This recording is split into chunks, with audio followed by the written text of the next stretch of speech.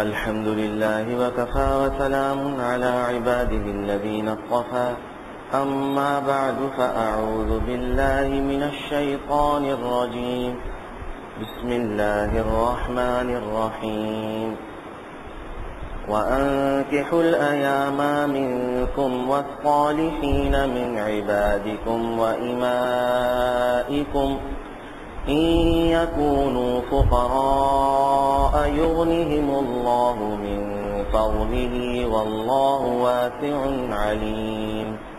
اللہ سبحانہ و تعالی قرآن کریم میں ارشاد فرماتے ہیں کہ بے نکاح مردوں اور عورتوں کا نکاح کرا دیا کرو. حکم فرمایا، لیکن نکاح میں جن باتوں کا خیال رکھنا ضروری ہے وہ باتیں میں عرض کر رہا ہوں کہ کن باتوں کا خیال رکھنے سے نکاح بابرکت ہوتا ہے اور کن باتوں کے خیال نہ رکھنے سے نکاح میں بے برکتی آ جاتی ہے، بعد میں لڑائی جھگڑا اور علیحدگی تک نوبت آتی ہے بعض اوقات. تو سرور عالم صلی اللہ تعالی علیہ وسلم نے ارشاد فرمایا تھا کہ بہترین برکت والا نکاح وہ ہے جس میں مشقت کم ہو، بھاگ دوڑ، خرچہ، پیسوں کا خرچ کرنا پانی کی طرح بہانا اور 6 مہینے پہلے سے راتوں کی نیندیں حرام ہو جانا. یہ معلوم ہوا برکت ایک تو مشقت الگ ہے اور برکت الگ جا رہی ہے ہاتھ سے، اور یہ خود ہم نے اپنے اوپر اپنے پاؤں پر خود کلہاڑی ماری ہے، اپنی حالت خود بگاڑی ہے، اور جب تک ہم توبہ نہیں کریں گے معاشرے میں بگاڑ آتا رہے گا. سید الانبیاء سرور عالم صلی اللہ تعالی علیہ وسلم نے نکاح کیے بھی ہیں، خود بھی نکاح کیے ہیں اور اپنی بچیوں کے بھی نکاح کیے ہیں. حضرت فاطمہ رضی اللہ تعالی عنہ جب 15 سال کی ہو گئیں تو سب سے پہلے حضرت ابوبکر رضی اللہ تعالیٰ عنہ نے نکاح کا پیغام بھیجا. سرور عالم صلی اللہ تعالی علیہ وسلم نے انتظار فرمایا یہاں تک کہ اللہ تعالیٰ کی طرف سے اس بارے میں کوئی منظوری نازل نہیں ہوئی. حضرت عمر رضی اللہ تعالیٰ عنہ نے نکاح کا پیغام بھیجا. جب حضرت ابوبکر رضی اللہ تعالیٰ عنہ نے نکاح کا پیغام بھیجا، اللہ تعالیٰ کی طرف سے کوئی منظوری نازل نہیں ہوئی. سرور عالم صلی اللہ تعالی علیہ وسلم نے ان سے عذر فرمایا کہ تمہاری عمر زیادہ ہے، میری بچی کی عمر کم ہے، یہ کہہ کر معذرت کر لی. انہوں نے بھی برا نہیں مانا. وہ صحابہ یہ سمجھتے تھے کہ ہماری قسمت ہی نہیں تھی، یہاں قسمت میں نہیں تھا، بس ختم ہو گئی بات آئی گئی ہو گئی. رشتے نہ دینے پہ بھی لڑائی جھگڑے ہو جاتے ہیں اور قتل و قتال تک نوبت آتی ہے. یہ بھی غلط ہے. کہیں سے رشتے کا منع ہو جائے تو یہ سمجھنا چاہیے کہ اللہ کی طرف سے ہی نہیں تھا، طے ہی نہیں تھا اور اسی میں بہتری ہے. نہ جانے اگر بعد میں زبردستی کر لیتے تو کیا ہوتا، لڑائی جھگڑے ہوتے، فساد ہوتا. بس یہی سمجھ کر اللہ کے فیصلے پہ راضی رہنا چاہیے. لہذا حضرت ابوبکر نے برا نہیں مانا. سرور عالم صلی اللہ تعالی علیہ وسلم نے انکار کرنے میں، معذرت کرنے میں بھی کوئی پس و پیش نہیں کیا. پھر حضرت عمر کا رشتہ آیا، ان سے بھی اللہ تعالیٰ کی طرف سے ایسی کوئی منظوری نازل نہیں ہوئی ان کے رشتے کے بعد. لہذا سرور عالم صلی اللہ تعالی علیہ وسلم نے ان سے بھی یہ کہہ کر معذرت فرمائی کہ میری بچی کی عمر کم ہے، تمہاری عمر کافی زیادہ ہے. اس کے بعد تیسرے نمبر پر حضرت علی رضی اللہ تعالیٰ عنہ کا رشتہ آیا. خود حضرت علی رضی اللہ تعالیٰ عنہ نے حاضر ہو کر سرور عالم صلی اللہ تعالی علیہ وسلم سے آپ کی پیاری بیٹی کا رشتہ مانگا.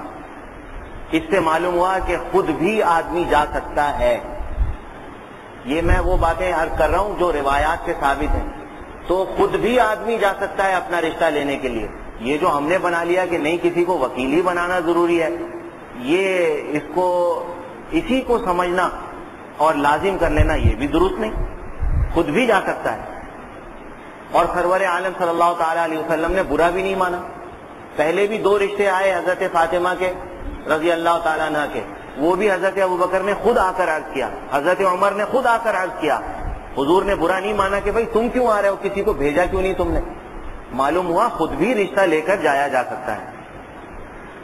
جب حضرت علی رضی اللہ تعالیٰ عنہ کا رشتہ آیا، ان کی عمر اس وقت 21 سال تھی. 21 سال جوان تھے. 21 سال کے کڑیل جوان تھے. سرور عالم صلی اللہ تعالیٰ علیہ وسلم نے انتظار فرمایا یہاں تک کہ اللہ تعالیٰ کی طرف سے منظوری نازل ہوئی کہ یہ رشتہ انتہائی مناسب ہے, یہاں شادی کر دو. اس طرح حضرت علی رضی اللہ تعالیٰ عنہ سے شادی ہوئی حضرت فاطمہ رضی اللہ تعالیٰ عنہ کی. اور جب یہ رشتہ طے ہوا, سرور عالم صلی اللہ تعالیٰ علیہ وسلم نے حضرت انس رضی اللہ تعالیٰ عنہ کو, جو دن رات کے خادم تھے, 10 سال خدمت میں رہے سرور عالم صلی اللہ تعالیٰ علیہ وسلم کی, ان کو حکم فرمایا کہ اے انس جاؤ, ابو بکر کو, عمر کو, عثمان کو, طلحہ کو, زبیر کو, یہ نام لیے, 5 نام لیے ہیں, ان کو اور انصار کو بلا کر لے آؤ. لہذا وہ گئے, ان تمام حضرات کو اور انصار صحابہ کو بلا کر لے آئے. جب یہ حضرات جمع ہو گئے, سرور عالم صلی اللہ تعالیٰ علیہ وسلم نے خطبہ پڑھا, نکاح کا خطبہ پڑھا. 400 درہم تقریباً یہ گویا مہر مقرر ہوا. اور اس کے بعد سرور عالم صلی اللہ تعالیٰ علیہ وسلم نے ایک طباق میں کچھ چھوارے رکھے اور وہ حاضرین کو بھجوا دیے گئے. اور حضرت ام ایمن رضی اللہ تعالیٰ عنہ کو آپ نے بلایا اور فرمایا کہ میری بچی کو فاطمہ کو علی کے گھر پہنچا دو. یہ رخصتی تھی حضرت فاطمہ رضی اللہ تعالیٰ عنہ کی. تو گویا حضرت ام ایمن رضی اللہ تعالیٰ عنہ کے ذریعے حضرت فاطمہ رضی اللہ تعالیٰ عنہ کو رخصت کر دیا گیا. حضرت علی اپنے گھر پر تھے. یہی صورت زیادہ مناسب ہے, اگرچہ کہ دوسری صورت جو آج کل ہوتی ہے کہ دولہا آتا ہے, میں اس سے منع نہیں کرتا بھائی جب شریعت نے نہیں روکا, لیکن بات یہ ہے کہ اگر دولہا آئے اور سمجھ لیجئے کہ خوب پردے دار گھرانہ ہو, ان پردے دار گھرانوں میں بھی خرابی, ہمارے پاس تو خطوط آتے ہیں, لوگ آ کے ہم سے پوچھتے ہیں, اس لیے میں عرض کر رہا ہوں, پردے دار اور دیندار گھرانوں میں بھی لڑکا لڑکی کو لینے گیا ہے بارات میں, اور سب سخت پردہ, لیکن عورتوں نے جگہ مقرر کر لی کہ کہاں سے کس جھری سے جھانک کر لڑکے کو دولہا کو دیکھنا ہے. آپ اندازہ لگائیے. اس لیے بہتر صورت یہی ہے جو حضرت علی کے نکاح میں سرور عالم صلی اللہ تعالیٰ علیہ وسلم نے انتخاب فرمائی, اختیار فرمائی, کہ حضرت فاطمہ کو حضرت ام ایمن رضی اللہ تعالیٰ عنہ کے ذریعے سے بھجوا دیا گیا. ہاں اگر یہ چیزیں نہ ہوں, گھر کے بڑے عورتوں کو روکیں بھائی تم جھانک کے مت دیکھو دولہا کو, یہ تو بدنظری ہے, نامحرم کو دیکھنا جائز ہے. بڑی بڑی دیندار عورتیں بھی اس وقت یہ غلطی کرتی ہیں اور وہ دولہا کو جھانک کر دیکھتی ہیں حالانکہ وہ نامحرم ہے. اس لیے میں عرض کرتا ہوں کہ یہ صورت زیادہ مناسب ہے. ہاں اگر بالکل سخت احتیاط ہے, گھر کے بڑوں نے سب نگرانی کر رکھی ہے, کوئی ایسا معاملہ نہیں ہوتا کہ عورتیں جھانک کر دولہا کو دیکھ رہی ہیں, تو پھر یہ صورت بھی ٹھیک ہے اگر دولہا آئے اور لے کر جائے اپنی دلہن کو, جیسے کہ حضرت عائشہ رضی اللہ تعالیٰ عنہ کے نکاح میں ہوا. سرور عالم خود حضرت عائشہ رضی اللہ تعالیٰ عنہ فرماتی ہیں کہ جب حضرت خدیجہ رضی اللہ تعالیٰ عنہ کا انتقال ہو گیا, محبوب بیوی تھی, ہر مشکل وقت میں کام آنے والی, تو حضرت خولہ بنت حکیم رضی اللہ تعالیٰ عنہ نے, جو بیوی تھی حضرت عثمان ابن مظعون رضی اللہ تعالیٰ عنہ, یہ حضرت عثمان ابن عفان نہیں, حضرت عثمان ابن مظعون رضی اللہ تعالیٰ عنہ, ان کی بیوی تھی خولہ بنت حکیم رضی اللہ تعالیٰ عنہ. یہ حاضر ہوئی سرور عالم صلی اللہ تعالیٰ علیہ وسلم کے پاس اور عرض کیا کہ آپ شادی نہیں کرتے. اللہ. تو سرور عالم صلی اللہ تعالیٰ علیہ وسلم نے فرمایا کس سے شادی کروں؟ تو انہوں نے عرض کیا آپ چاہیں تو کنواری اور آپ چاہیں تو بیوہ, جس سے آپ شادی کرنا چاہیں. فرمایا کنواری میں کون ہے؟ تو انہوں نے عرض کیا کہ کنواری میں آپ کے محبوب دوست ہیں حضرت ابو بکر رضی اللہ تعالیٰ عنہ, ان کی بیٹی ہیں حضرت عائشہ رضی اللہ تعالیٰ عنہ. پھر فرمایا اچھا بیوہ میں کون ہے؟ تو انہوں نے جواب دیا سودا بنت زمعہ, جو اسلام بھی لا چکی ہیں, بیوہ ہیں, ان کے شوہر انتقال کر چکے ہیں, آپ ان سے نکاح کر سکتے ہیں. فرمایا اچھا جاؤ تم عائشہ وہاں ابو بکر کے گھر جاؤ اور ان سے عائشہ کے لیے میری بات کرو.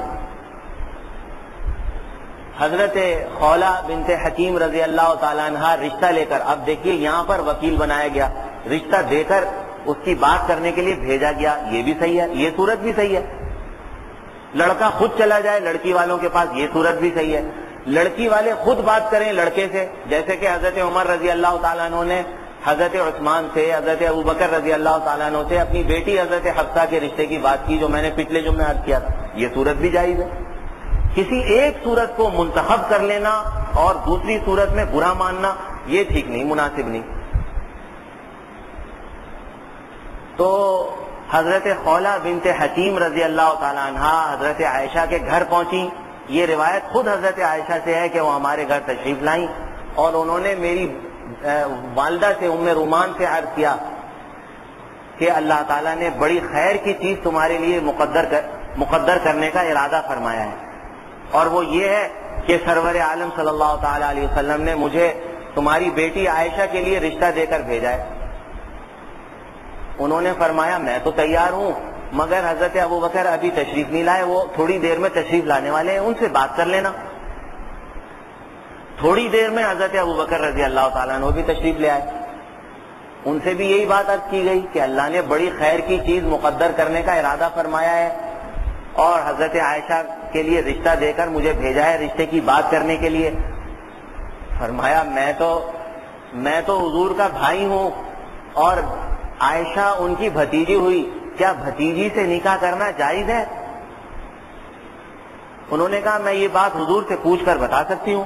حضور صلی اللہ تعالی علیہ وسلم کے پاس دوبارہ گئیں، یہ بات عرض کی. حضور نے فرمایا کہ ابو بکر سے جا کر کہو کہ وہ میرے اسلامی بھائی ہیں، دینی بھائی ہیں، اور جو یہ خون کا رشتہ تھوڑی ہے، جو خون کا رشتہ ہو، حقیقی بھائی ہو، وہ اس صورت میں بھتیجی سے نکاح ناجائز ہے. لیکن اس وقت تو میری حضرت عائشہ سے شادی ہو سکتی ہے. لہذا انہوں نے یہ بات جا کر حضرت ابوبکر کو بتائی کہ آپ کی بیٹی کی شادی سرور عالم صلی اللہ تعالی علیہ وسلم سے ہو سکتی ہے، یہ حقیقی بھتیجی نہیں ہے، خونی رشتہ نہیں ہے. انہوں نے کہا اچھا تم بیٹھو. یہ کہہ کر گھر سے باہر تشریف لے گئے اور حضرت ابوبکر رضی اللہ تعالیٰ عنہ کی بیوی حضرت ام رومان رضی اللہ تعالیٰ عنہ نے خولہ بنت حکیم کو بتایا کہ اصل میں ابوبکر اس لیے باہر گئے ہیں کہ ہم نے مطعم ابن عدی کے بیٹے سے، جبیر ابن مطعم سے، جو بعد میں مسلمان بھی ہو گئے تھے، اس وقت مسلمان نہیں تھے، تو مطعم ابن عدی کے بیٹے سے عائشہ کا نکاح، عائشہ کی بات طے کر رکھی ہے، وعدہ کر رکھا ہے.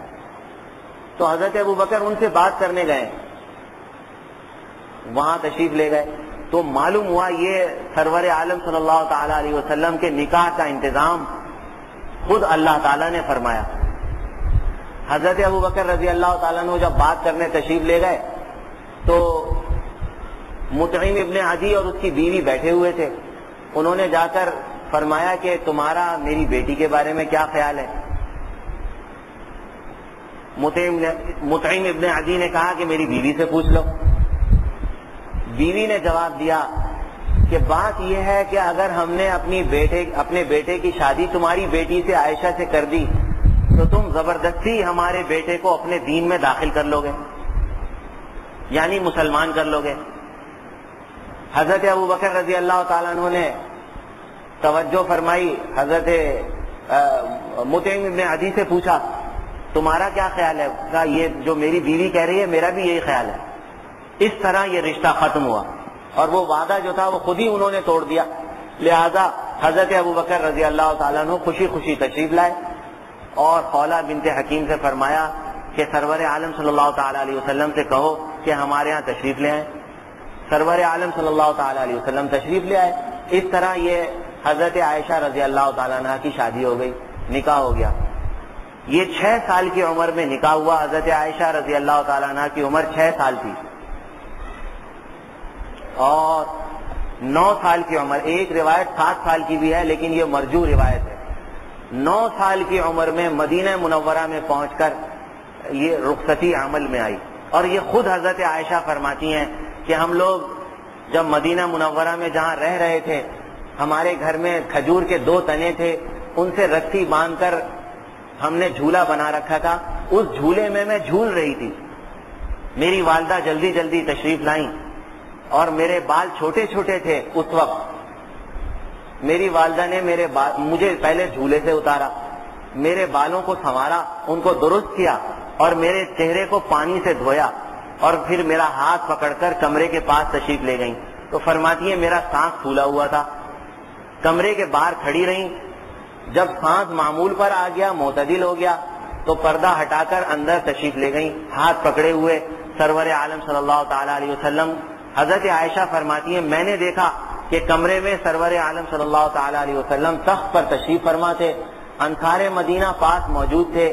میری والدہ نے سرور عالم صلی اللہ تعالی علیہ وسلم سے عرض کیا کہ یہ آپ کی بیوی ہے، اللہ آپ کے لیے اس میں اور اس کے لیے آپ میں خیر و برکت ڈال دیں. یہ بات سن کر جو انصار تھے وہ فوراً وہاں سے کھڑے ہو گئے. یہ وہاں کی روایت تھی کہ جب یہ الفاظ سن لیے اب وہاں سے کھڑے ہو گئے تاکہ خلوت ہو جائے شوہر اور بیوی کے لیے. لہذا وہ لوگ انصار مدینہ فوراً وہاں سے کھڑے ہو گئے اور باہر چلے گئے. اس طرح سرور عالم صلی اللہ تعالی علیہ وسلم کی رخصتی عمل میں آئی. اور حضرت عائشہ فرماتی ہیں رضی اللہ تعالیٰ عنہ، میری رخصتی پر نہ تو کوئی اونٹ ذبح کیا گیا نہ بکری ذبح کی گئی. یہ حضرت عائشہ کے الفاظ ہیں. لہذا رخصتی کے موقع پر سرور عالم صلی اللہ تعالی علیہ وسلم سے کھانے کا کھلانا ثابت نہیں. کسی بھی رخصتی پر سرور عالم صلی اللہ تعالی علیہ وسلم نے خود کھانا نہیں کھلایا، کبھی بھی رخصتی پر کھانا کھلایا ہی نہیں گیا. لیکن بھائی اگر کوئی کرنا ہی چاہتا ہے، کوئی اگر کچھ کھانا کھلانا ہی چاہتا ہے تو سب سے اعلیٰ درجہ میں عرض کرتا ہوں وہ تو یہی ہے کہ کھانا کھلایا ہی نہ جائے. یہ سب سے اعلیٰ درجہ ہے رخصتی کے موقع پر کہ کھانا کھلایا ہی نہ جائے، کیونکہ سرور عالم صلی اللہ تعالی علیہ وسلم نے ایسا نہیں کیا. خود حضرت عائشہ کے الفاظ یہ دلیل ہے کہ نہ میری رخصتی پر اونٹ ذبح کیا گیا نہ بکری ذبح کی گئی. لیکن دوسری صورت میں عرض کرتا ہوں، اعلیٰ صورت تو یہی ہے کہ کھانا بالکل نہ کھلایا جائے. دوسری صورت یہ ہے کہ کوئی ایسی صورت اختیار کر لی جائے جو کھانے کے زمرے میں نہ آتی ہو، جو ہمارے بعض بزرگوں نے اختیار بھی کیے، اللہ والوں نے اختیار کیے. اس لیے عرض کر رہا ہوں وہ یہ ہے کہ شام کے وقت میں نکاح ہو عصر کے بعد، جو مستحب ہے. مستحب علماء نے یہ لکھا ہے کہ جمعے کے دن عصر کے بعد نکاح کرنا مستحب ہے، مغرب کے بعد رخصتی کر دی جائے. یہ مستحب عمل لکھا ہے علماء نے. لہذا عصر کے وقت نکاح کر دیجئے اور نکاح کے بعد چائے، پیسٹری، بسکٹ وغیرہ، کیک وغیرہ یہ کھلا دیے جائیں، شربت پلا دیا جائے. اس کو کوئی نہیں کہہ سکتا یہ کھانا کھلایا گیا ہے. کھانے کے زمرے میں نہیں آتا. عرف میں اس کو کھانا نہیں کہا جاتا. عرف عام میں، ہمارے عرف میں اس چیز کو کھانا نہیں کہا جاتا. لہذا یہ دوسرا درجہ ہے. چلیے بھائی یہ بھی اختیار کیا جا سکتا ہے. اگر کسی کو کھانے کھلانے کا ہی شوق ہے کہ بھئی لوگ کیا کہیں گے، لوگوں کے کہنے سے اول تو ڈرنا نہیں چاہیے، سنت پر عمل کرنا چاہیے. لیکن بہرحال اس کی بھی گنجائش ہے، ایسا بھی کیا جا سکتا ہے. اور تیسرا درجہ یہ ہے کہ کھانا بھی کھلایا جا سکتا ہے.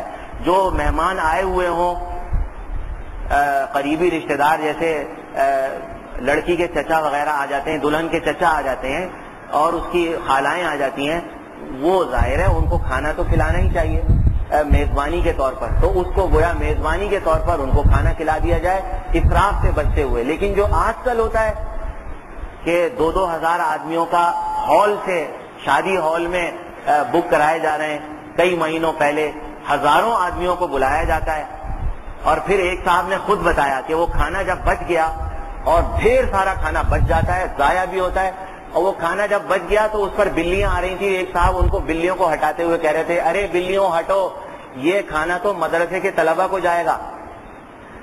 انہوں نے جب آ کر یہاں ہمارے یہاں بتایا تو وہاں پر پھر حضرت نے پابندی لگائی کہ کوئی ضرورت نہیں ایسی شادیوں کا کھانا وصول کرنے کی. ایسی شادیاں جہاں پر یہ کہا جاتا ہو یہ بچا ہوا کھانا جس پر بلیاں حملہ کر رہی ہوں، اس کو کہا جائے کہ یہ مدرسے کے طلبہ کو جائے گا. مدرسے کے طلبہ دین کے پڑھنے والے ہیں اور دین عظیم چیز ہے. اللہ کے نزدیک دین بہت عظیم ہے. عظیم کے لیے عظیم کا انتخاب ہونا چاہیے، اعلیٰ درجے کا. یہ گھٹیا درجے کا انتخاب کرنا یہ دین کی توہین ہے، تعظیم نہیں ہے دین کی. تو بہت سارا کھانا ضائع ہوتا ہے، ہزاروں لوگوں کو بلایا جاتا ہے، ہلا گلا ہوتا ہے، مووی بنائی جاتی ہے، تصویریں کھینچی جاتی ہیں، گانے بجائے جاتے ہیں، بے پردگی ہوتی ہے، عورتوں اور مردوں کا مخلوط اجتماع ہوتا ہے. یہ تو ظاہر ہے اس سے کون اس کی اجازت دے سکتا ہے. لہذا اسراف و تبذیر سے بچتے ہوئے یہ جو صورتیں میں نے عرض کی ہیں یہ اختیار کی جا سکتی ہیں. تو حضرت عائشہ رضی اللہ تعالیٰ عنہ کی اس طریقے سے رخصتی ہوئی. تو یہ صورت بھی جائز ہے, اس طرح بھی کرنا ٹھیک ہے. اللہ تعالی ہم سب کو عمل کی توفیق عطا فرمائے. باقی باتیں بعد میں عرض کر دی جائیں گی. ایک بات جو سنت میں عرض کیا کرتا ہوں, موقع مل جاتا ہے تو عرض کرتا ہوں, وہ یہ ہے کہ بارش کے موقع پر بعض مساجد میں اذان دی گئی. دیکھیے, نماز کے علاوہ دیگر مواقع پہ اذان دینے کی مشروعیت یا تو بچے کی پیدائش پر ہے کہ اس کے کان میں اذان دی جائے, یہ نماز کے علاوہ ہے کیونکہ وہ نماز کا موقع نہیں ہوتا. دوسرا موقع وہ آگ بجھانے کے وقت ہے کہ آگ لگ جائے تو اس وقت اذان دینی, یہ شریعت میں مشروع ہے, اس کی روایت ملتی ہے. دوسرا یہ کہ جب کسی پر جنات کا حملہ ہو, خبیث جنات اس پر چھا جائیں, اس کے زیر اثر آ جائے کوئی شخص خبیث جنات کے, اس کے قریب اذان دی جائے. تو فقہاء نے یہ مواقع لکھے ہیں. لہذا بارش کا موقع یہ کہیں منقول نہیں, کہیں پر بھی یہ بارش کا موقع منقول نہیں, نہ حدیث میں, نہ فقہ میں, نہ قرآن کریم میں. اور جب اذان دی جائے گی بارش کے وقت تو لوگ یہی سمجھیں گے شاید یہ سنت ہوگی, لوگ تو یہی سمجھیں گے. لہذا ایسا کرنا کہ کسی عمل کو سنت سمجھ کے کرنا, دین کا حصہ سمجھ کے کرنا, جبکہ وہ دین کا حصہ نہ ہو, وہ بدعت بن جاتا ہے. اسی کو بدعت کہتے ہیں. لہذا اذان کے وقت میں بارش کے وقت میں اذان نہ دینے میں ہی احتیاط ہے, نہ دینا ہی درست ہے. بہتر یہی ہے کہ اذان نہ دی جائے, کیونکہ منقول نہیں. منقول یہ صرف 3 مواقع ہیں جو میں نے عرض کر دیے. لہذا ان مواقع کے علاوہ اذان دینے میں لوگ یہ سمجھیں گے کہ یہ دین کا حصہ ہوگا, کیونکہ مسجد سے ایسا ہو رہا ہے, مسجد سے اذان دی جا رہی ہے. لہذا یہ درست نہیں ہے, مناسب نہیں ہے. احتیاط اسی میں ہے کہ اذان نہ دی جائے. اللہ تعالی ہم سب کو عمل کی توفیق عطا فرمائے. وآخر دعوانا ان الحمد للہ رب العالمین.